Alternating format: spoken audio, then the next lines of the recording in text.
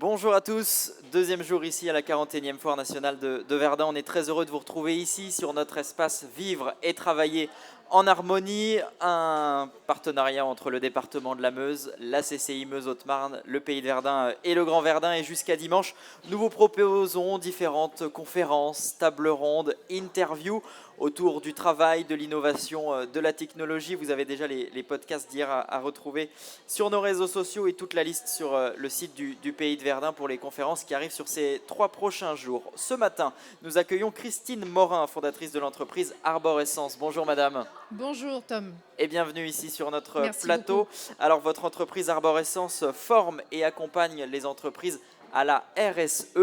De quoi s'agit-il? Ah, cet acronyme méconnu Eh oui, qui signifie responsabilité sociétale des entreprises. ce qui veut dire que dans sociétal, alors on pense tout de suite à l'environnement, à l'écologie, mais pas que. Pas que, surtout pas que. L'impact sur les êtres humains est une partie au moins aussi importante que l'environnement en matière de RSE. Je l'expliquerai. Vous allez avoir le temps de nous expliquer, mais pour commencer, pourquoi avez-vous créé Arborescence? Oui. Arborescence, c'est une volonté de fonctionner en circuit court. Alors je m'explique. J'étais professeur dans une école de management sur Nancy et je m'occupais depuis un certain nombre d'années du département développement durable et RSE. J'enseignais aux étudiants la manière d'intégrer les démarches RSE au sein des entreprises qu'ils allaient intégrer. Et un jour, je me suis dit, mais vas-y, le temps passe vite, la vie aussi. Eh bien, adresse-toi directement aux directeurs généraux et aux directrices générales. C'est ce que je m'emploie à faire chaque jour. Et donc vous allez nous expliquer tout cela avec votre présentation que vous nous avez emmenée ce matin. Très bien. Donc, merci beaucoup. Je remercie la CCI Meuse-Haute-Marne, Verdun Expo de m'accueillir ce matin pour vous parler de la responsabilité sociétale des entreprises au service des entreprises et du territoire, puisqu'ici nous sommes sur un territoire très marqué avec une forte identité. On va y revenir. Alors, comment parler de RSE sans parler de développement durable ? Le développement durable, c'est une définition maintenant que l'on connaît à peu près, qui date des années 80. Déjà dans les années 70, des rapports nous mettaient en alerte sur les dommages à l'environnement, sur des souffrances que pouvaient subir des êtres humains. Et puis tout ça est passé un petit peu sans qu'on s'en rende compte. Et aujourd'hui, les événements climatiques nous amènent à entrer dans une sorte de panique qui amène la société à se transformer. Donc ce développement durable est défini en 1987 comme finalement un développement d'une entreprise ou d'un territoire ou même d'un individu qui lui permet de répondre à ses besoins du moment sans oublier les besoins des gens qui arriveront après lui. Voilà, donc on a commencé comme ça. Et ce développement durable a donné naissance à la fameuse RSE pour laquelle vous m'avez demandé la définition de l'acronyme en introduction. Et donc, je voulais vous poser cette question, sachant que tous les acronymes qui se trouvent sur cette diapo existent dans la réalité. Donc, vous voyez bien que RSE est noyé finalement dans un certain nombre d'acronymes et personne ne sait vraiment que cette RSE, alors qu'il y a urgence à connaître au moins son contenu, le sigle ou l'acronyme finalement c'est secondaire. Ouais. Donc, donnons tout de suite réponse à cette petite question. La RSE, c'est la responsabilité sociétale des entreprises. Et cette petite flèche vers le bas nous indique quelque chose de très important, pas seulement à mon sens, mais au sens des gens qui se préoccupent de la RSE, c'est que cette démarche permet de redonner du sens, et c'est bien ce que réclament, ce que clament très fort aujourd'hui les êtres humains, du sens à l'entreprise et au territoire. Alors tout le monde en parle, oui, tout le monde en parle, et pourtant bien peu le font. Alors pourquoi ? Même le patron des patrons, M. Roux de Bézieux, en parle. Les revues comme Challenge ou Novetic, qui est une revue spécialisée, même le secrétaire général des Nations Unies, en mai 22, a fait ce tweet suite à l'intervention des diplômés d'AgroParisTech qui, au moment de la remise des diplômes, ont dit « Stop !» Nous, on ne veut plus travailler pour ces entreprises et on veut que nos écoles évoluent et nous proposent des programmes plus protectrices des êtres vivants et de l'environnement. Alors voilà, il faut maintenant donner une définition de ce qu'est la responsabilité sociétale, puisque je ne me défais jamais complètement de mon passé de juriste. Et donc, c'est une norme internationale qui donne la définition de la RSE, c'est la norme ISO 26000. De la même façon, assez peu connue, alors que tout le monde connaît la 9001, ou à peu près, sur la qualité, la 14001 sur l'environnement, mais la 26000 pas. Et pourtant, c'est celle qui est la plus englobante.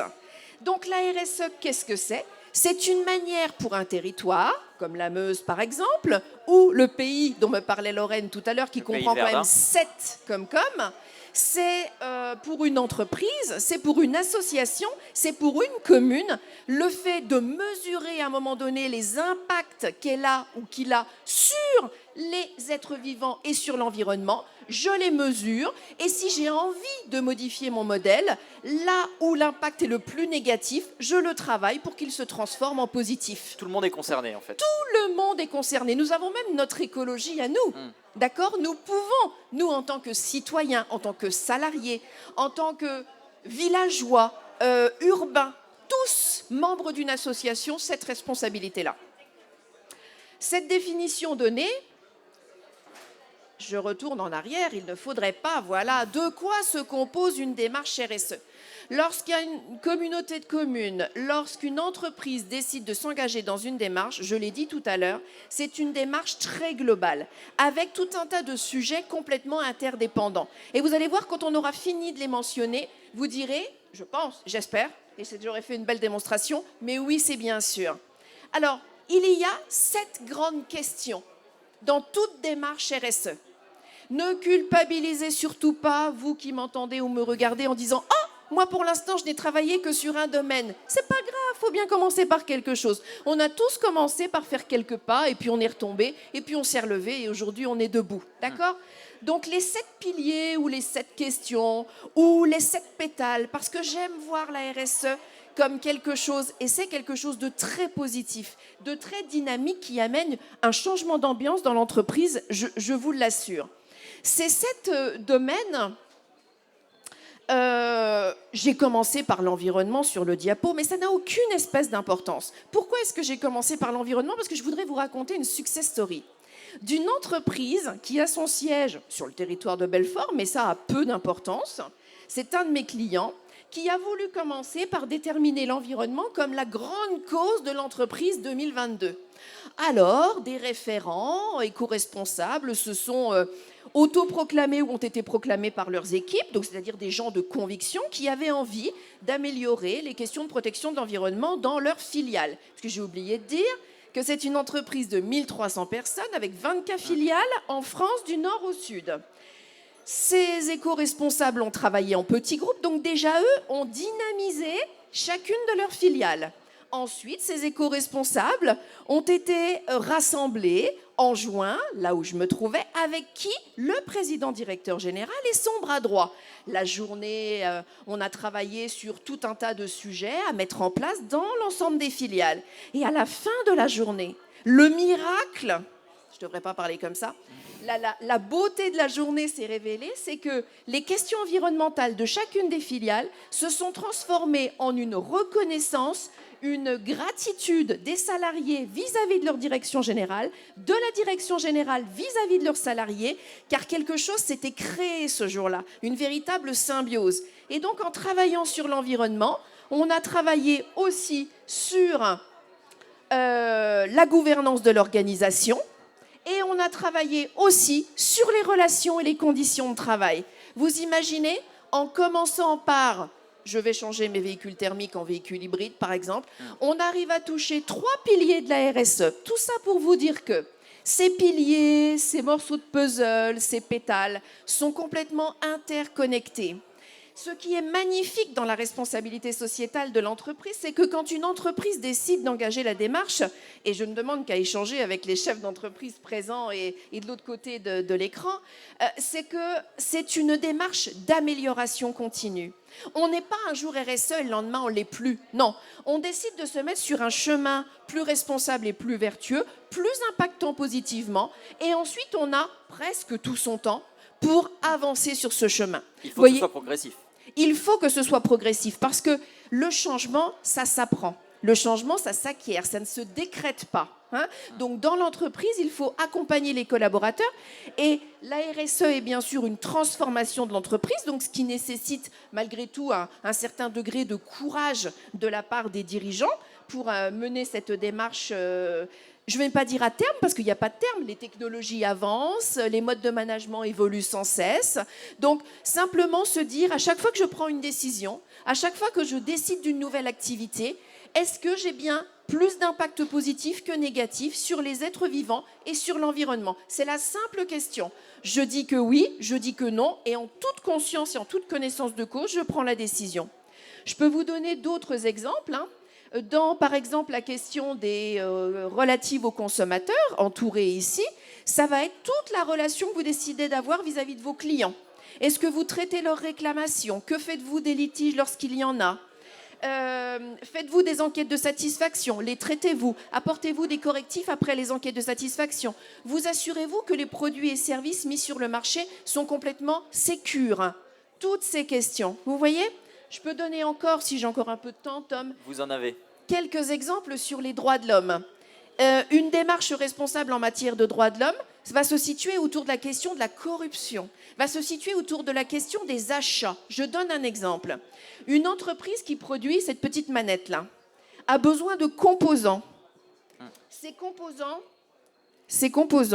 se trouvent souvent ailleurs qu'en France, souvent ailleurs qu'en Meuse. Moi, je suis Meurthe-et-Mosellane, donc souvent ailleurs qu'en Meurthe-et-Mosellane. Il va donc falloir faire venir ces petits composants du bout du monde. Nous sommes une petite ou une moyenne entreprise. On ne va pas tous les ans aller vérifier que l'usine produit dans des conditions sécures pour les éco-responsables. Et pourtant, si on veut avoir une démarche RSE, il va falloir vérifier que les droits de l'homme sont respectés. Alors comment fait-on? C'est souvent qu'on pose la question, mais moi je suis toute petite, je suis une moyenne, je ne peux pas y aller, c'est trop cher, c'est pas possible. Eh bien, c'est poser des questions. Posez des questions à vos fournisseurs, leur demander des cahiers des charges précis dans lesquels vous verrez toutes les signatures, tous les tampons des douanes, etc., qui assurent que le produit a été certifié, normé, etc. Pour vous dire aussi que si vous voulez aller loin dans une démarche RSE, puisque je viens de parler de normes et de certification, il y a des labellisations possibles. Hein. Voilà, bon, pour ceux que ça intéresse, on peut en reparler. Une toute petite question, oui. Christine Morin. Ces normes, ces produits éco-responsables coûtent de l'argent et coûtent parfois, et même très souvent, plus cher. Il faut que les entreprises aient les moyens de s'aligner et de prendre en compte la RSE. Oui, tout à fait. Alors déjà, premier élément de réponse. C'est pas toujours possible. C'est pas toujours possible, mais déjà, préambule, se poser la question. Est-ce qu'il n'y aurait pas plus près de moi ces composants? Quand je dis composants, ça peut être des produits alimentaires, etc. Je connais un chef d'entreprise qui allait chercher ses produits en Australie, qui du jour au lendemain s'est rendu compte que dans sa rue, on les fabriquait. D'accord? Et que par la réduction d'un certain nombre de coûts de transport, il arrivait à maintenir le prix pour ses clients. Ensuite, vous posez vraiment une bonne question. Il y a des composants qu'on ne peut pas trouver de toute façon, même ailleurs qu'au bout du monde. Donc, essayez de tracer ce produit. Là, on n'a pas le choix. Tant qu'on n'aura pas relocalisé un certain nombre de productions, on n'a pas le choix. Ou bien, on ferme son entreprise, comme vient de le faire le PDG de Patagonia ce matin, en disant « Je ne veux pas participer au désastre ambiant, donc je ferme ». Mes enfants n'auront pas l'entreprise. Ce sont des cas rares, et c'est bien pour ça qu'on en parle aussi. Oui. Hein, voilà. Mais justement, ces cas rares dont on parle, ces entreprises qui font ces démarches, et elles sont quand même plus nombreuses qu'on ne le pense. Et moi, j'ai un message à délivrer ce matin, c'est que toutes les entreprises font de la RSE sans le savoir. Et qu'il y a des outils très faciles, très rapides, très pratiques, des petits diagnostics à faire qui permettent de se rendre compte et de prendre conscience des choses que l'on fait déjà de manière très vertueuse dans l'entreprise. Donc ça, c'est une recommandation que je vous ferai. Ça serait de dire, sans entamer aucune démarche, faites faire un petit diagnostic et vous verrez déjà tout ce que vous faites. Ce que vous faites, vous pourrez le valoriser sur les réseaux sociaux, indispensable aujourd'hui, sur les flyers, sur ce que vous voulez. Hein. Y a des modèles qui se sont transformés. Il y a des modèles qui sont... c'est comme une renaissance. Je pense à la Camif, par exemple. La Camif, au départ, c'était du meuble pour les instituteurs, si je ne dis pas de bêtises. Une société en perdition. Le nouveau PDG est arrivé en travaillant sa raison d'être, sa mission. Il est devenu une entreprise à mission, justement, nouveau statut que les entreprises peuvent opter loi Pacte de 2019, pour véritablement intégrer dans leur statut une raison d'être vertueuse qui intègre les enjeux économiques, ça c'est complètement normal, et aussi environnementaux, et aussi sociaux et sociétaux. Et ça leur est opposable. Donc il y a environ aujourd'hui 700 entreprises françaises qui sont des entreprises à mission et qu'on peut accompagner facilement dans cette direction-là. 700, ça crée vraiment une différence. Je suis entreprise à mission, je suis une sur 700, c'est pas mal aussi. Donc il y a des entreprises qui se transforment radicalement. Hier soir, j'étais à une conférence de Philippe Croizon. Tout est possible. C'est le nom de sa conférence, bien entendu. Donc c'était une conférence absolument fabuleuse et je voudrais faire le lien avec la RSE. Parce que quand on décide de se transformer, bien sûr, ça peut être parfois très compliqué, parfois plus facile, ça dépend. On est dans le produit, on est dans le service, on est plutôt dans le local, on est dans l'international. Mais d'abord, posons-nous la question. Avons-nous la volonté de changer ? Je vous laisse continuer votre présentation. Je ne sais pas le temps qu'il me reste, Tom. Est-ce que je te dois avancer ? Je vais peut-être avancer. Vous avez le temps. J'ai le temps. C'est parfait. J'ai fait là un document sur des études qui ont permis de démontrer, parce que très souvent, quand on est un petit peu convaincu, comme je le suis, ou sur les questions de RSE, on aurait tendance à me dire et tu vois ce monde idéal, les bisounours sont jamais très loin, etc. Moi, je veux bien, je préfère ça que la violence, il n'y a aucun souci. Mais du coup, je m'attache à donner des études qui prouvent ce que je suis en train de dire. Donc, vous avez des études de France Stratégie, rattachées à agence indépendante rattachée à Matignon, qui ont 2 fois, en 2016 et en 2019, fait des études auprès d'1 millier d'entreprises. Certaines étaient engagées en RSE, d'autres pas. Pour celles qui l'étaient, la valeur prise par l'entreprise en un an pouvait monter de 13%. C'est juste énorme. Qui aujourd'hui n'aurait pas envie de voir cette valorisation au sein de son entreprise ? Donc il y a d'abord des enjeux économiques à engager une démarche RSE. Récemment, une directrice départementale de la Banque de France me disait, pour la cotation des entreprises à la Banque de France, les éléments, les démarches RSE sont en train de compter. Vous savez peut-être que nos entreprises sont cotées à la Banque de France avec un certain nombre d'éléments financiers.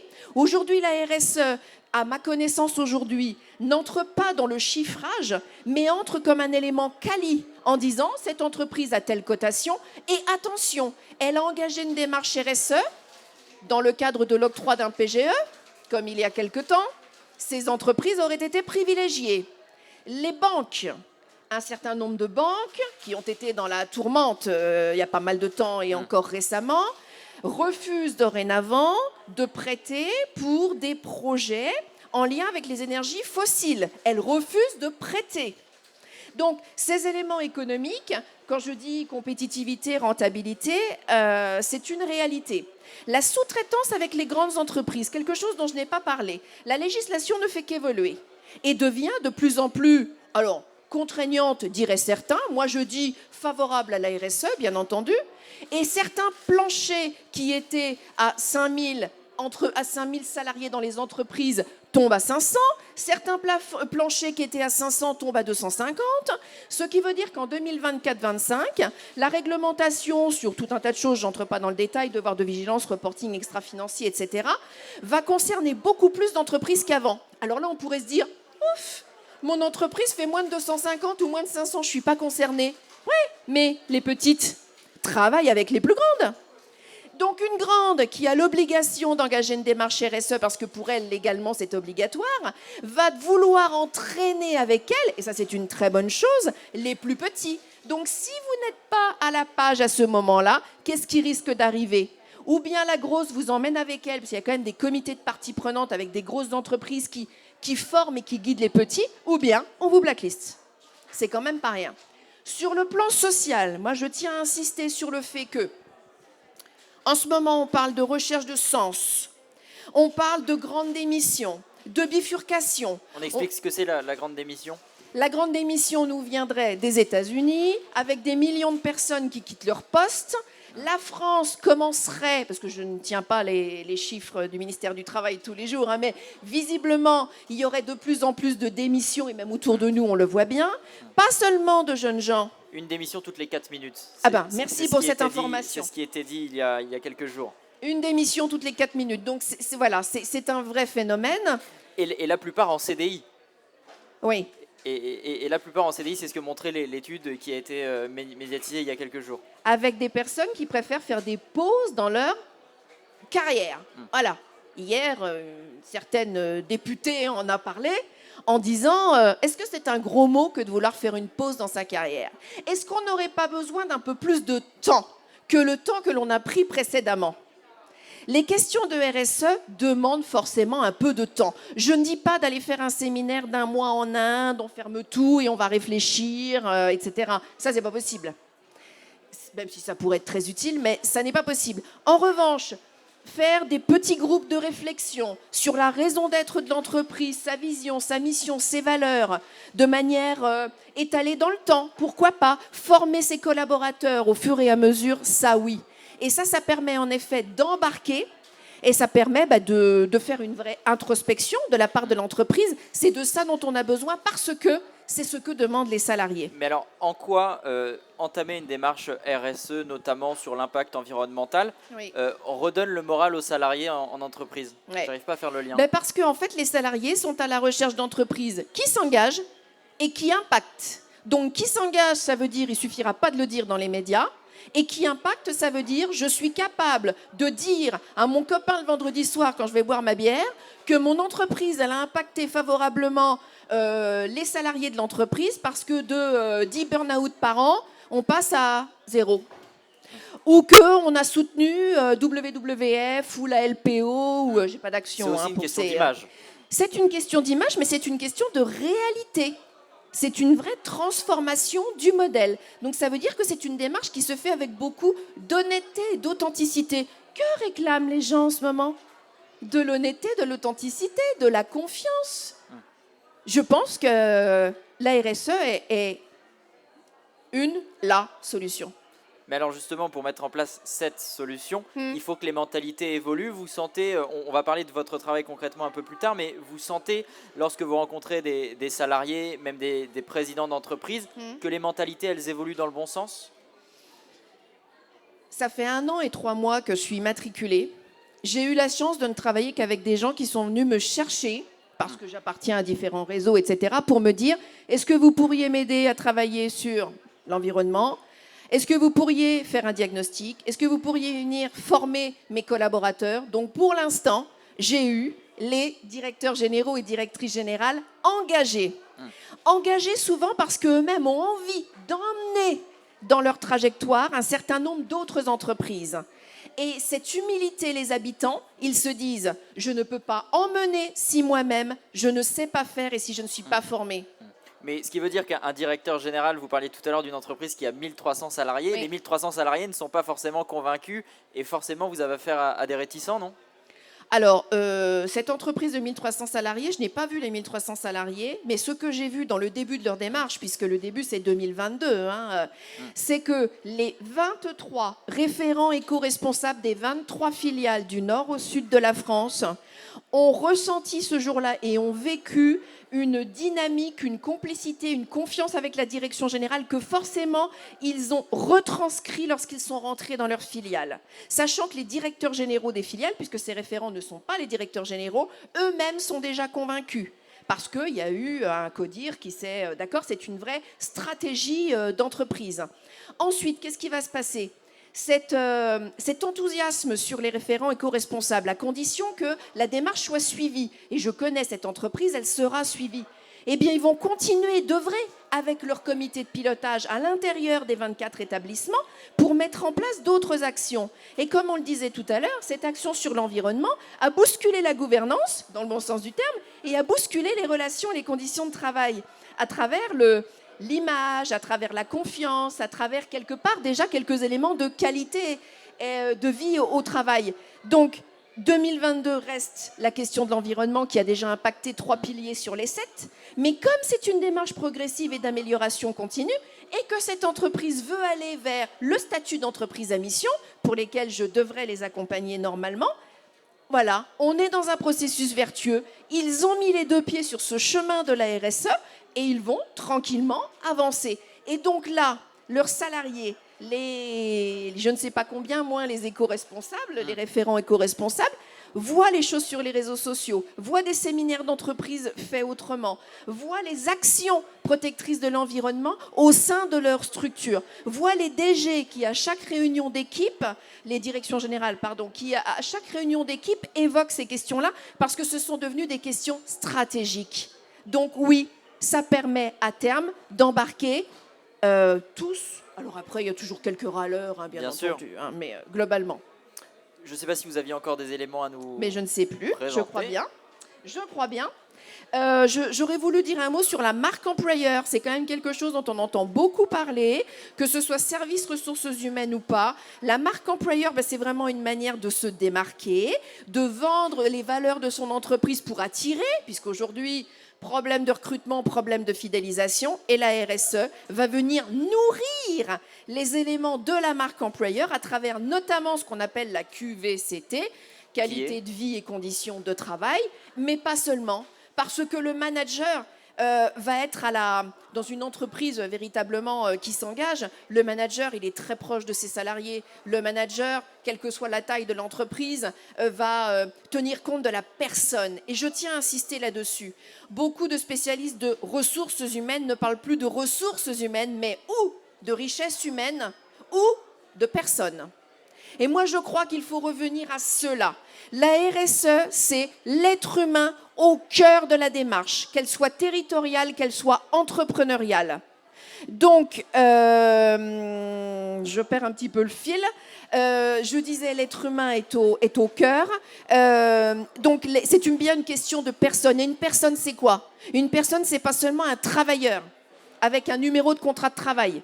Une personne, c'est une personne qui va peut-être avoir des enfants, qui va peut-être être en couple, qui va avoir des passions à l'extérieur. Donc je ne dis pas que le chef d'entreprise doit complètement calquer, je ne suis pas en train de dire ça, je ne suis pas dans l'extrême, hein, calquer ses horaires sur les passions du salarié, mais c'est une personne qui a toute l'importance qu'on doit lui accorder. Vous venez de le dire, les salariés, ce sont des personnes qui ont Oui. des enfants, et la préoccupation encore plus d'actualité, plus que jamais, c'est l'inflation, c'est le porte-monnaie.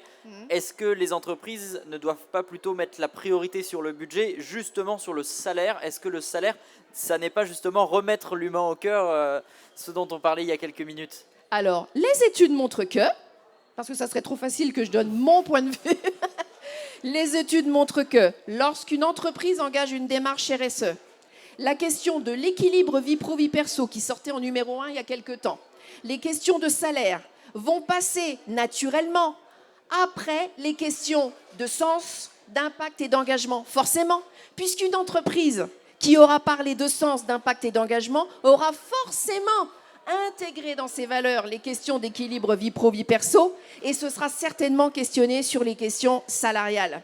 Donc le salaire passe aussi par la RSE? Oui, parce qu'une entreprise, je le montrais tout à l'heure, une entreprise qui s'engage est une entreprise, voilà, ça je crois que je ne peux pas le faire maintenant, vous pouvez, est une entreprise qui peut gagner plus de valeur par an, et France Stratégie parle de jusqu'à 13% de valeur de plus par an. Donc oui, il y a, parfois on me dit, mais ça coûte cher. Est-ce que la volonté coûte cher? La volonté ne coûte rien. Donc c'est d'abord une question de volonté. Donc l'acte 1 de la démarche RSE ne coûte rien. Et ensuite, parlons-en. Parlons-en avec des gens qui font le même métier que moi, avec des agences qui existent sur l'ensemble du territoire pour guider, pour accompagner. Mais c'est d'abord une question de volonté et cette volonté embarquera très vite les collaborateurs, très très vite. Vous me disiez en préparant cet entretien qu'on parle d'RSE depuis tout à l'heure, c'est très encadré, il y a un label. Oui. Alors, il y a déjà une norme, il y a une seule norme internationale qui est l'ISO 26000 et ensuite vous avez des agences de normalisation et de certification qui ont créé des labels. Bon, alors puisque vous me tendez la perche, je vais le dire, je suis certifiée évaluatrice RSE pour l'AFNOR, mais il y a d'autres types de labels comme le label Bicorp, comme le label Lucie et il y a tout un tas d'agences qui peuvent en effet évaluer sous ISO 26000. Mais les labels génériques, il y a surtout engagé RSE de l'AFNOR, Bicorp et Lucie. On trouve ça très, très facilement sur Internet si ça vous intéresse. Et donc, Christine Morin, pour les personnes qui nous rejoignent, vous êtes la fondatrice de Arbor Essence, cette entreprise donc, qui intervient à la fois dans les entreprises, à la fois dans les collectivités? Oui, dans les établissements scolaires, partout, dans les associations, partout où il y a la volonté de s'engager. Partout en France? Partout en France, même si la cohérence voudrait que je ne me déplace pas toujours trop loin, hein, forcément. Mais là où l'entreprise est engagée, j'ai bien sûr envie d'aller voir et de partager tout ça avec elle. Bien sûr. On peut vous retrouver sur les réseaux sociaux pour les personnes qui voudraient vous contacter? Tout à fait. Sur LinkedIn, Oui. alors c'est Christine Morin-Estève, Arborescence. Il y a un deuxième nom de famille, je complique les choses. Et pour mon site internet, c'est arborescence tout attaché, arboretescens-rse.fr. On a bien noté. Merci beaucoup Christine Morin d'être venue nous parler de la RSE, la responsabilité sociétale des entreprises. Merci beaucoup d'être Merci beaucoup de venue m'avoir invité. sur ce plateau. On se retrouve dans une toute petite demi-heure sur ce même live pour parler technologie inclusive. Dans une heure, pardon, à 12h30, on va parler technologie inclusive et participative avec Raphaël Terrier qui est le fondateur d'Inclutech. À tout à l'heure.